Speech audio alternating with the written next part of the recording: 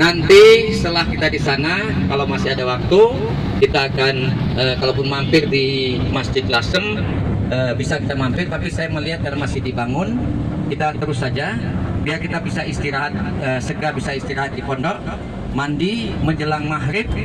Nanti kita akan sholat maghrib, kemudian tausiah, membagikan tanda mata 2 tempat.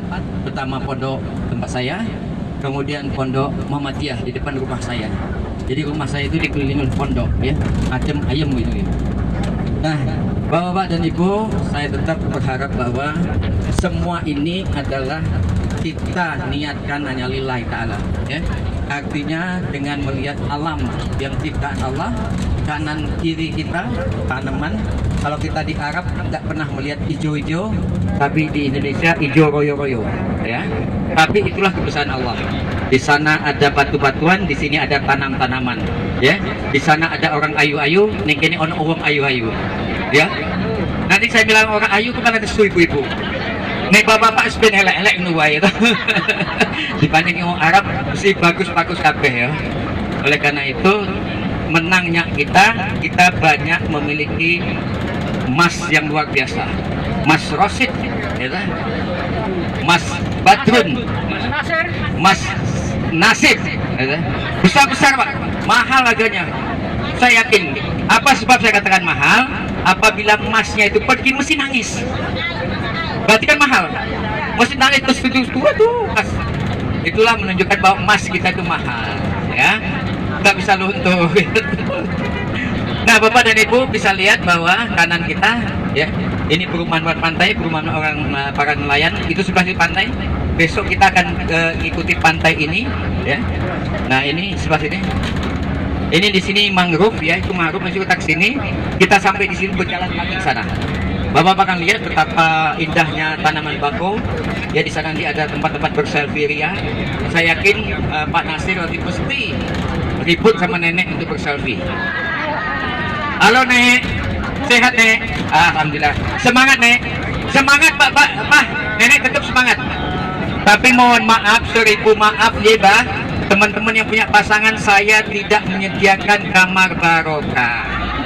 Kamar barokah cuma itu saya sama Bu Umi di rumah saja, ya. Monggo. Yang penting seneng, ya. Bapak dan Ibu, inilah perjalanan ke arah Lasem. Lasem itu tempat bersejarah, ya, di mana dulu para pelaut, ya, bersandar di Lasem, ya. Kemudian juga pernah mendaratnya tentara Belanda di Lasem untuk menduduki kota Surabaya kembali. Tapi insya Allah dengan perjuangan para pahlawan kita bisa diatasi semuanya dan kita tetap merdeka. Merdeka. Tetap merdeka. Kayak bapak-bapak semangat ini ngomong merdeka. Koyoknya baru merdeka ya. Sing utangi okeh dulu merdeka. Saya ora diutang wis merdeka.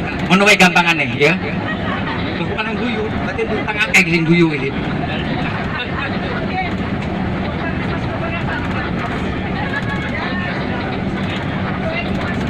Bapak dan Ibu, Lasem itu ada kota para ulama, ya. Siapa Mbah Maksum, ya. Kiai Haji Maksum itu adalah ulama terkenal seluruh dunia zaman dulu. Yang namanya Kiai Pak Idham Khalid, Pak Mukti Ali, seterusnya itu murid-murid beliau, ya. Kemudian anak beliau yang kita kenal Pondok Rabiah, Kiai Haji Ali Maksum, ya. Sekarang dia diturunkan pada siapa namanya?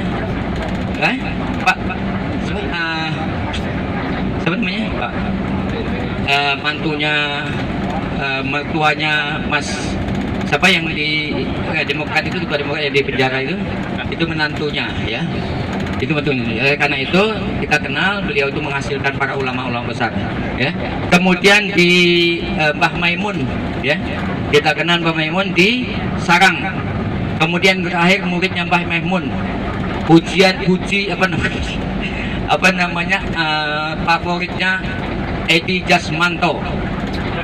Edi Jasmanto baju putih, Gus Bahak baju putih. Gus Bahak vaksinasi, Edi Jasmanto vaksin, ya. itu sangat berbahaya. Artinya tuntunan kita adalah Rasulullah SAW, ya. Ulama memang pewaris para nabi, ya. Tapi idola yang pertama adalah Rasulullah. Itu yang paling pokok. Setuju ya? Saya tidak nyalahkan, tapi saya berharap bahwa jangan terjebak oleh kultus dan mengkultuskan seseorang, ya. Oleh karena itu harus hati-hati, ya, karena manusia biasa adalah punya salah juga, karena dalam perjalanan manusia tidak ada manusia yang paling sempurna. Bapak dan Ibu, ini Karangjae, terus sana, nanti pantainya panjang, mudah-mudahan besok tidurnya jangan malam-malam. Besok tak kerja nih tahu lempoh, ya. Bu dokter lali nggak obat, ya. Gua tak turun ke gone ambulan, tak gawe rumah sakit, itu ada rumah sakit ke situ. Ini mudah-mudahan tidak gitu ya. Makanya saya katakan harus sehat semua, ya. Mudah-mudahan tidak ada yang sakit, ya. Nah, kemudian Bapak dan Ibu, sebentar lagi kita akan masuk Kota Lasem, ya. Kota Lasem itu ada dua etnis yang cukup dominan dulunya, Cina dan Jawa. Cina menguasai perdagangan dulu dan sampai sekarang, ya. Makanya banyak bangunan-bangunan itu terinspirasi oleh budaya Cina, ya, banyak di situ. Tapi Islamnya kuat di situ, ya. Dengan pondok yang terbesar dan terlama adalah Pondok Lasem, ya. Kiai Haji Maksum itu murid santrinya ibu saya diantaranya, ya, Mbah Laksum Putri, ya. Kalau bapak-bapak, ibu-ibu terutama, kalau tidur di rumah cerita, nanti ibu saya itu akan membuka rahasianya dia sebagai murid Mbah Maksum Putri. Doa-doanya beliau itu hampir sama dengan Agus sampai dengan Edi Jasmanto. Pokoknya Mbah Maksum, ampun Mbah Maksum Rasulullah. Orang Mbah Maksum sing ingin iki usko Rasulullah, ya benar gitu ya. Jadi sekolah Mbah Maksum, sekolah Rasulullah, ya.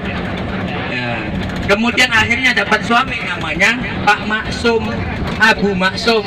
Abu Maksum menghasilkan Umi Ani. Umi Ani punya istri, punya suami namanya Zainal Abidin. Sekarang ngomong sakarep didiwin yang ngarep ini dan orang ngantuk, karena aku yakin ki jam ngantuk loh, ya. Oleh karena itu biar jangan ngantuk. Coba ibu-ibu lihat, ya, itu pesisir, itu adalah tambak udang, ya. Tambak udang sebetulnya indah, ya, karena ini kanan kiri, ya.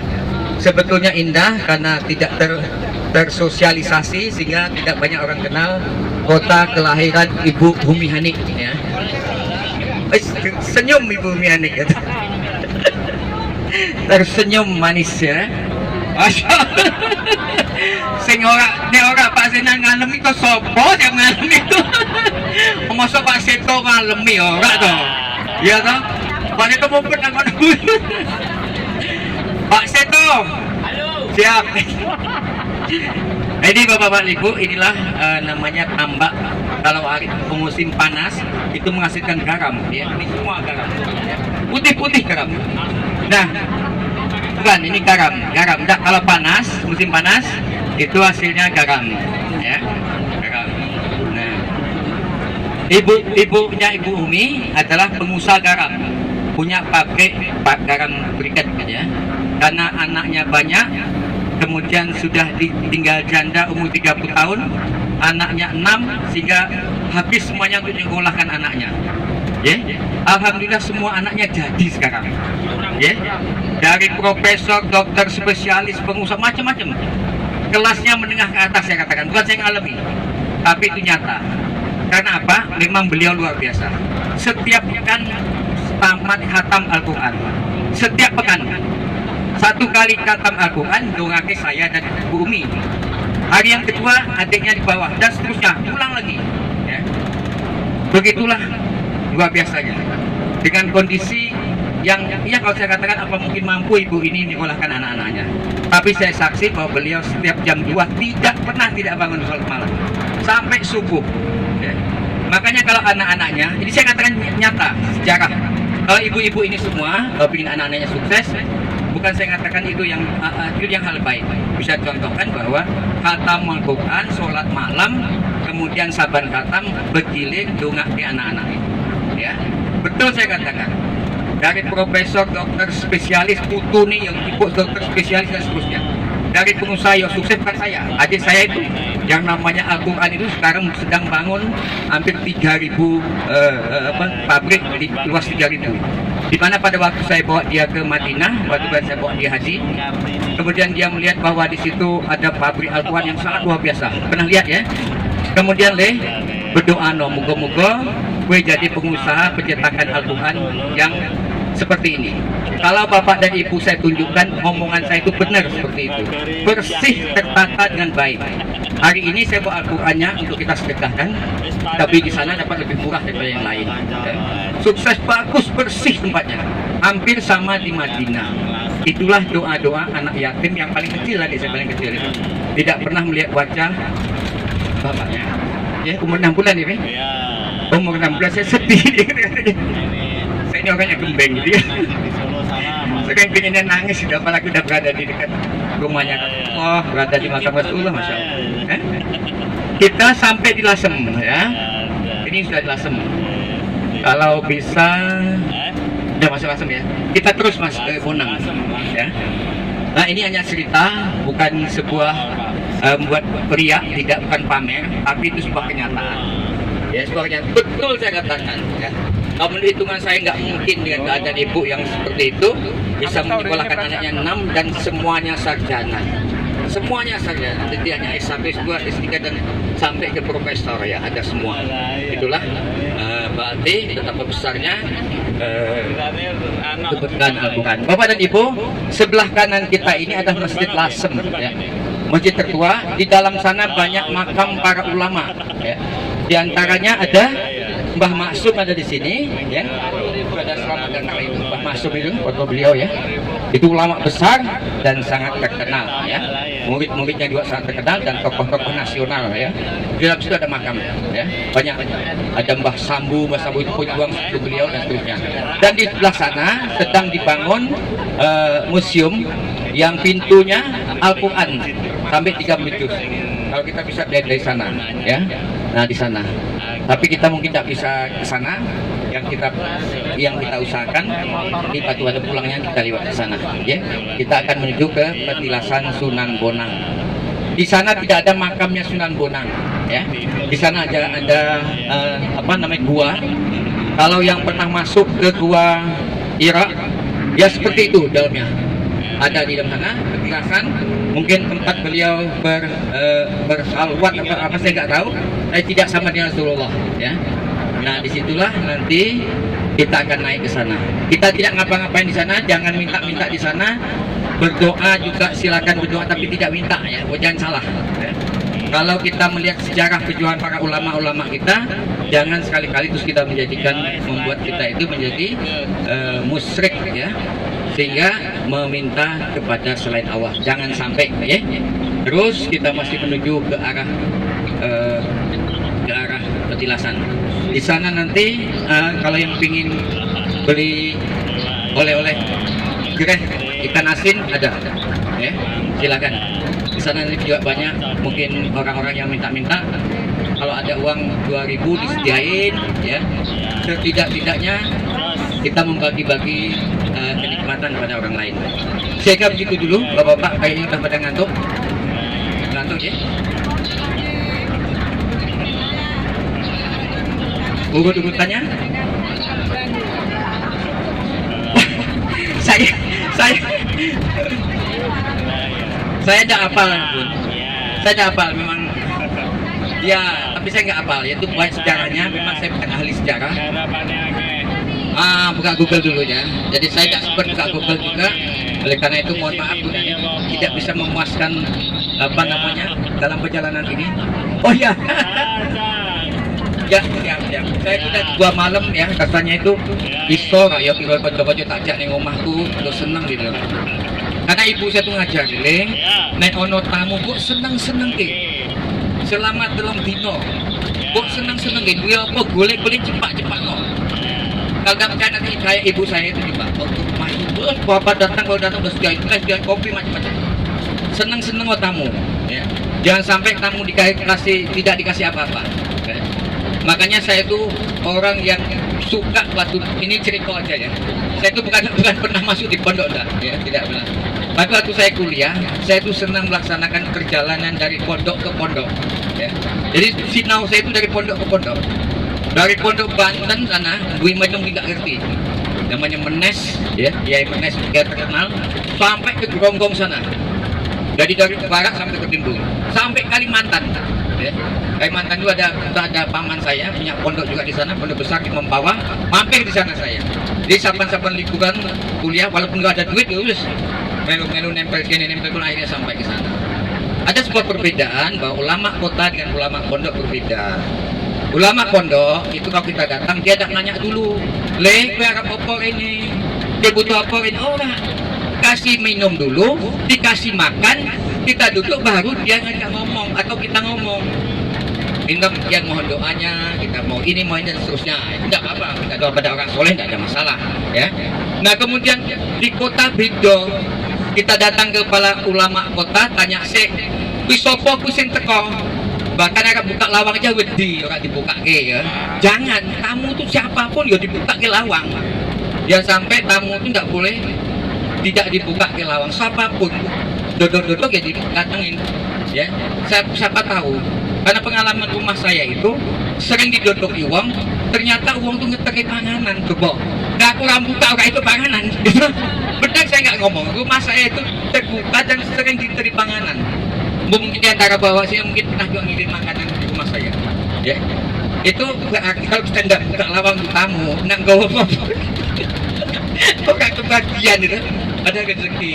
Kata Allah mengatakan itu rumah tamu, dan kalau tamu itu pulang, dia akan membawa segala musibah yang ada dalam rumah kamu, gitu kan? Nah oleh karena itu, sekali lagi saya sebagai tamu, ibu-ibu semua ini tamu saya, ya. Saya sediakan tempat tidur, kalau kurang nyaman, ya saya yang nggak enak. 2 malam saya tidak tidur biar, kira-kira ini nak tajak rono seneng apa ora ya. Makanya bolak-balik saya takut panasnya pripun. Ini katanya. Ini tenanan ora ya, itu mau lillahi ta'ala gitu. Ini siap katanya bagus. Alhamdulillah minimal mengurangi beban saya. Kan masih ada waktu 1 malam lagi. Nanti malam nanti umpamanya tidur tidak bisa tidur karena kelingan suaminya. Tidak salah saya loh ya. Tak cepat.